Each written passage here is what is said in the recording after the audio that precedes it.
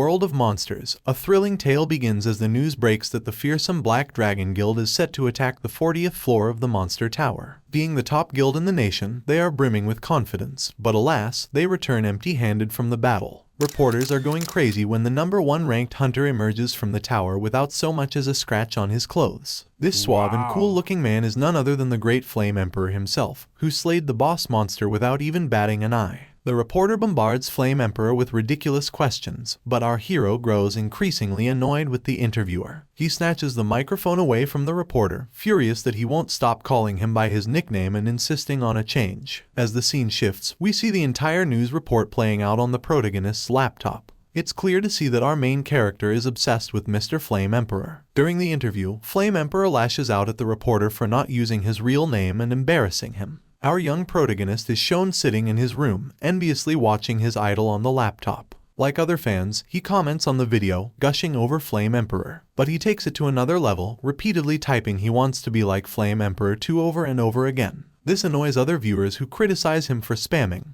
But the young man, Gongya, continues to obsess over Flame Emperor's power. In fact, our protagonist even imagines that Flame Emperor could be the main character of a novel set in this world, and he gets discouraged at the thought of being just a lowly F-class hunter with no skills. He lives alone in a shabby studio, constantly dreaming of having the same kind of success as his idol. When Flame Emperor is asked about the key to his success, our young protagonist, Gongya, is thrilled at the prospect of finally discovering his hero's secret. And he does not disappoint, answering with the iconic phrase, "Those who will succeed, will succeed." Flame Emperor also warns that anyone who gets in his way will meet their demise. The interview ends with Flame Emperor's cool demeanor impressing the reporters. But wannabe Flame Emperor, Gongya, is left fuming, frustrated by Flame Emperor's arrogance. He cries and rips up newspapers and posters of his idol, dreaming of a life where he has the same skills and respect. And then, a yellow light flashes above his head as a legendary skill card appears, fulfilling his wildest desires. The card is a reward from the tower for his achievements, but our protagonist doesn't quite understand it yet. He's overcome with emotion as he realizes that his dream of becoming like Flame Emperor might finally come true. He names the skill card "I Want to Become Like You," a S+ ranked card that allows him to copy enemy skills after dying in battle. The catch is that he can't copy the same skill from the person who killed him. In essence, our young hero can fulfill his desire to become a S-rank hunter, but only by dying first. What a great skill. In the next scene, the tower's mysterious history is unveiled, revealing how it appeared out of nowhere, looming high and visible from any corner of the world. With nothing left to lose, daring individuals ventured inside the tower to uncover its secrets, only to encounter a host of monstrous creatures lurking on each floor. Despite the dangers that lay ahead, a select few with extraordinary abilities were rewarded with rare skill cards. News of this incredible discovery spread like wildfire, prompting countless individuals to risk their lives in hopes of obtaining a coveted legendary skill card. One particular news story detailed the epic battle between the Flame Emperor and a formidable foe on the 40th floor of the tower. The reporter likened the Flame Emperor's fiery spear dance to that of the Indian god Shiva, also known as Nataraja. The young protagonist, Gongya, was later seen passed out drunk from a night of heavy drinking. He mumbled to himself about a powerful S+ skill he had obtained, but was doomed to die upon using it. The weight of this realization was too much for him to bear, and he was promptly kicked out of the bar by the bartender. As he stumbled towards his studio, Gongya suddenly heard a voice that sounded eerily familiar. He soon realized it was the voice of his idol, the Flame Emperor. Without even realizing it, he found himself eavesdropping on a heated argument between the Flame Emperor and a woman known as Ms. Saintess, whom everyone believed to be his girlfriend. As Gongya listened intently, the Flame Emperor accused Ms. Saintess of attempting to poison him. However, it soon became clear that he was the one who had poisoned her in retaliation. Ms. Saintess vehemently denied his accusations and instead proposed that they team up and fight together in the tower. The Flame Emperor's rage continued to escalate, and he even threatened to kill Ms. Saintess if she did not answer his questions truthfully. He pressed her on whether she had been ordered by the top guild, Black Dragon's Witch, to assassinate him. Despite his threats, Ms. Saintess remained resolute in her silence, convinced that the Flame Emperor was the hero that humanity needed to save them from the monstrous threat. As the argument intensified, the Flame Emperor suddenly grabbed Ms. Saintess by the neck and slammed her into the wall. The tension in the room was palpable as he demanded answers, threatening to use his lie detection skills to ensure her death if she did not comply.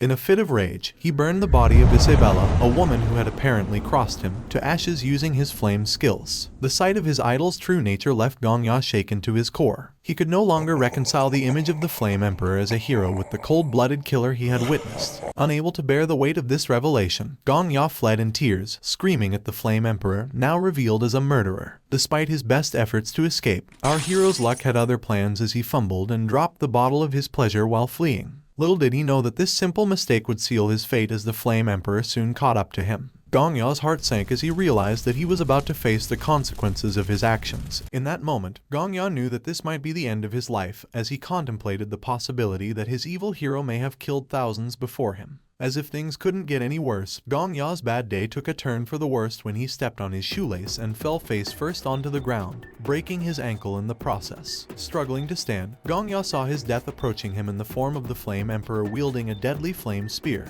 In a desperate plea for his life, Gong Ya denied seeing anything and begged for mercy, knowing full well that the Flame Emperor had killed someone simply for being a suspect. Despite his terror, Gong Ya summoned the courage to ask the Flame Emperor to use his lie detection skill to determine his innocence. With a devilish look on his face, the Flame Emperor revealed that it was just a bluff and proceeded to explain his side of the story. Though the Emperor ultimately believed Gong Ya to be innocent, he left him with a warning of his power, and a cruel reminder of his true identity as Yu Su Ha.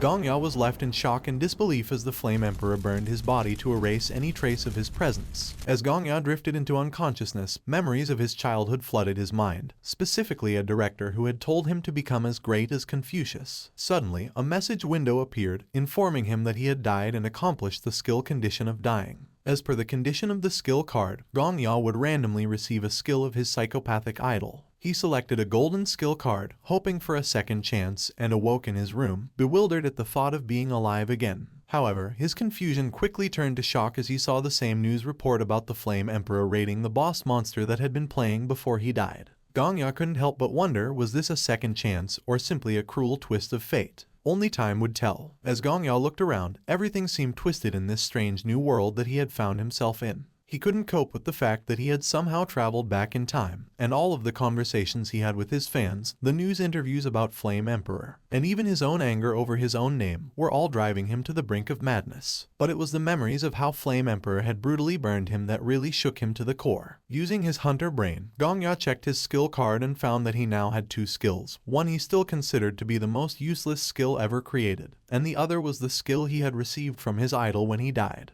The skill was called Returner's Winding Clock, an X-rank skill that allowed the user to go back 24 hours in time when they died. But the system warned Gong Ya that the risk of using this skill increased as the user's rank grew higher. Despite the danger, Gong Ya realized that this skill was the secret to becoming a legendary hunter, as it allowed the user to retain their memories before their death. As Gong Ya pieced together the clues, he realized that Flame Emperor had killed Saintess because she had poisoned him the next day. His fists clenched in anger as he remembered how he had also killed the innocent Flame Emperor. The arrogance in Flame Emperor's message to the upcoming hunters boiled his blood, and he made a promise to himself to kill the Devil Emperor and crush his arrogance. Suddenly, a fire alarm sounded in Gong Ya's neighborhood.